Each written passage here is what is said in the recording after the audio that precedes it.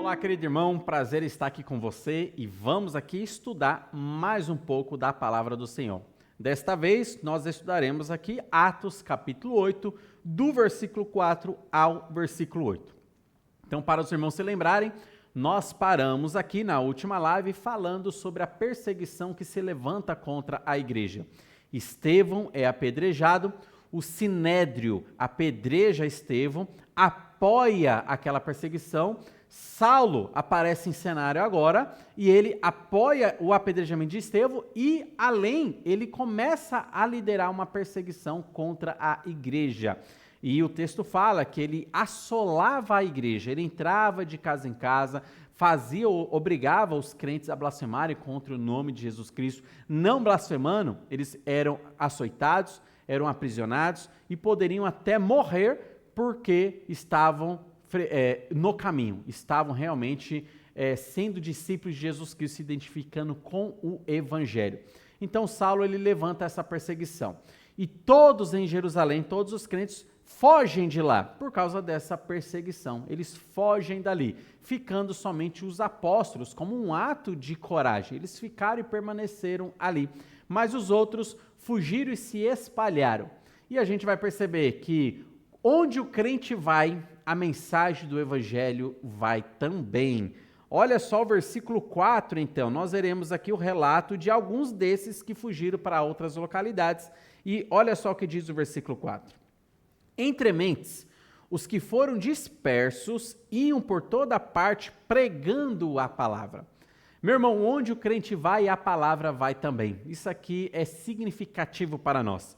Estes crentes que estavam em Jerusalém, estavam lá, vivendo piedosamente, agora, por causa da perseguição, foram obrigados a saírem de Jerusalém e foram para outras localidades.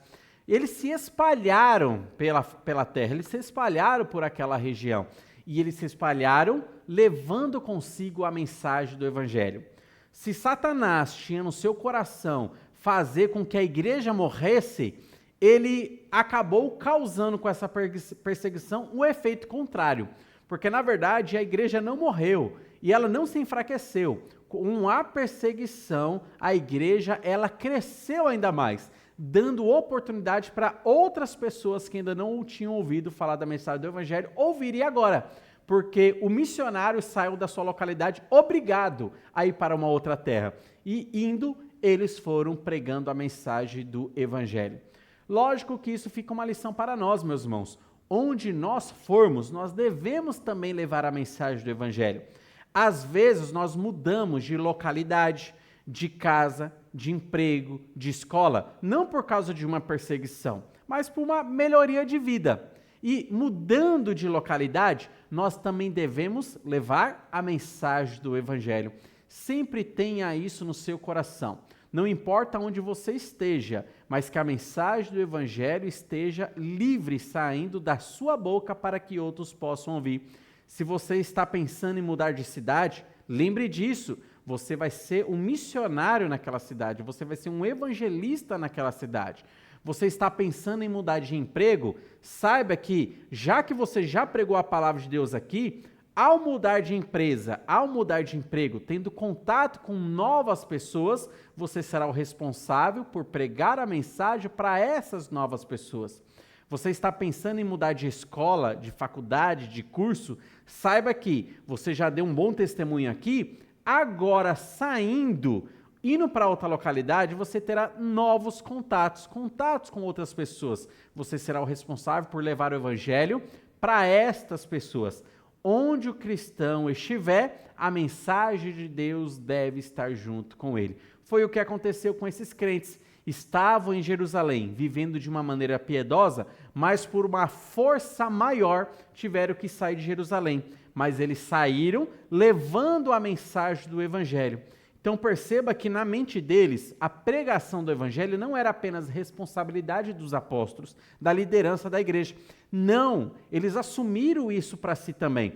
Eu também sou um propagador das boas novas, da mensagem do Evangelho. E onde eles foram, a mensagem do Evangelho estava sendo anunciada.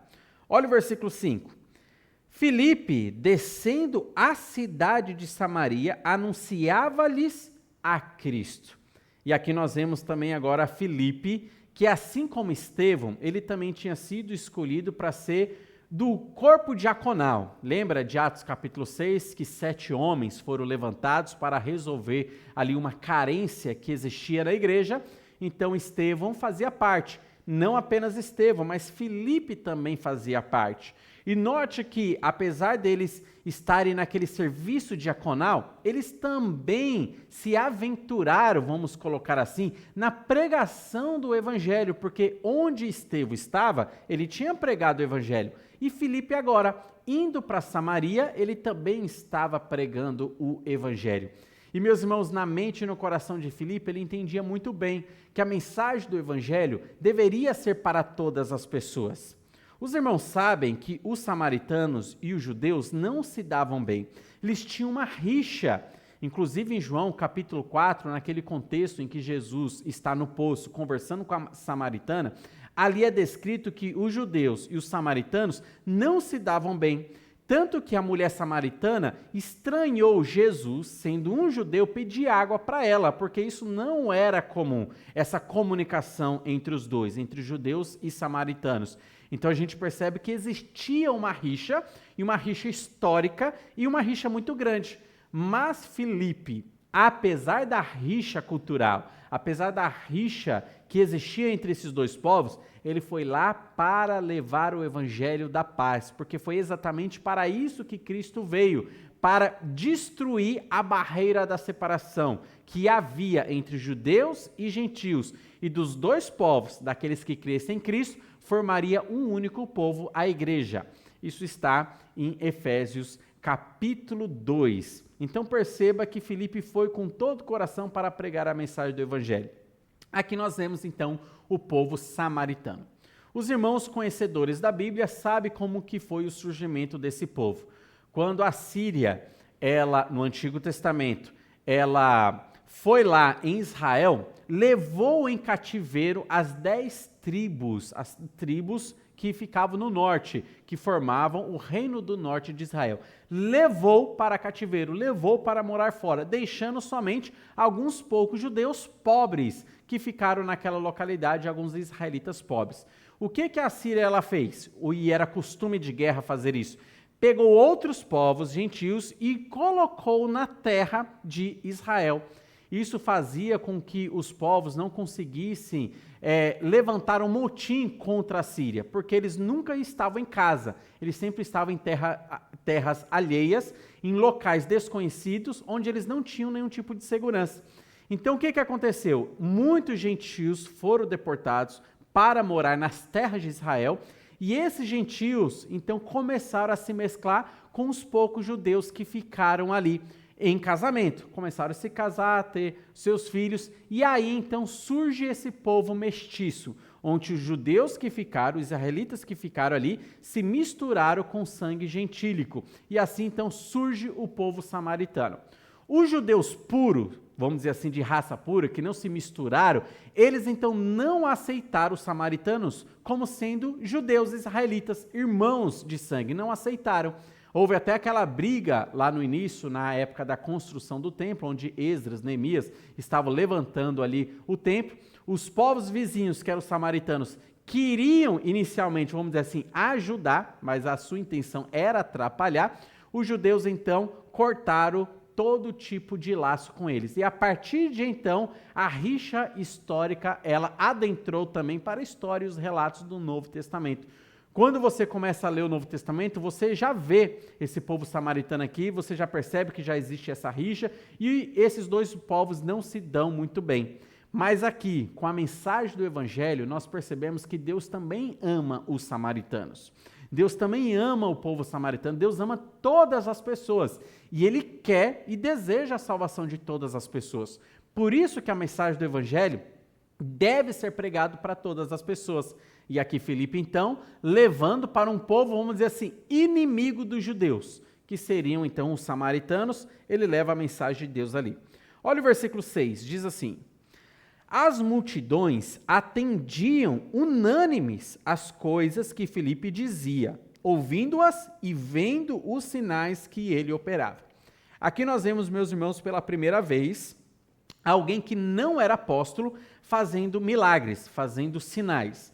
Então Deus estava corroborando nesse caso com Felipe, para que Felipe pudesse ter o poder ali de realizações de sinais, realizações de curas, milagres.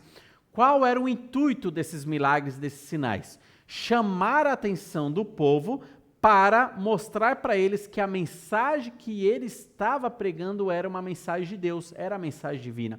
E foi exatamente isso que estava acontecendo. Através desses sinais e milagres, o povo, então, olhava com maior atenção para Felipe, e Felipe, então, pregava a mensagem do Evangelho. E o texto diz que eles estavam atendendo de uma maneira unânime aquilo que Felipe estava dizendo. Eles estavam crendo na mensagem do Evangelho. Eram os samaritanos recebendo as boas novas de salvação que há em Cristo Jesus. Olha só o versículo 7, diz assim: pois os espíritos imundos de muitos possessos saíam gritando em alta voz, e muitos paralíticos e coxos foram curados. Então, dentre esses sinais que Filipe estava realizando, obviamente, pelo poder de Deus, nós temos aqui demônios sendo expulsos, então pessoas sendo libertas de opressões e possessões demoníacas, e também pessoas sendo curadas. Coxos começaram a andar aqui. Então a gente percebe o milagre da cura física e o milagre da cura espiritual, onde pessoas que estavam sendo oprimidas por demônios, estavam sendo possessas por demônios, tinham esses demônios expulsos de si e elas agora poderiam ouvir da mensagem do Evangelho. Então, esses tipos de milagres que estavam acontecendo ali entre os samaritanos. Meus irmãos, oprimidos de Satanás, nós temos em todas as localidades. Satanás, ele está assolando o mundo. Como a Bíblia diz, o mundo jaz no maligno. Então, todas as localidades, nós temos ali demônios oprimindo pessoas, pessoas sendo reféns e cativas de ideologias demoníacas, pessoas também ali sofrendo fisicamente. Isso é relato mundial. E a mensagem do Evangelho aqui, chegando nessa localidade, nós percebemos como uma demonstração de um poder muito maior do que o poder satânico. Era o poder de Deus libertando os samaritanos. Onde o Evangelho chega, meus irmãos, o inferno não pode barrar a mensagem do Evangelho. Onde o Evangelho chega, nós vemos uma atuação de um poder muito maior do que os poderes malignos daquela localidade. Não importa onde o Evangelho chega, ele sempre se mostrará potente, sempre se mostrará mais forte. O Evangelho pode chegar numa tribo indígena, onde ele vive com as suas crenças animistas, adorando o espírito, sendo reféns da pagelância. O Evangelho chegando ali, ele se mostra mais forte.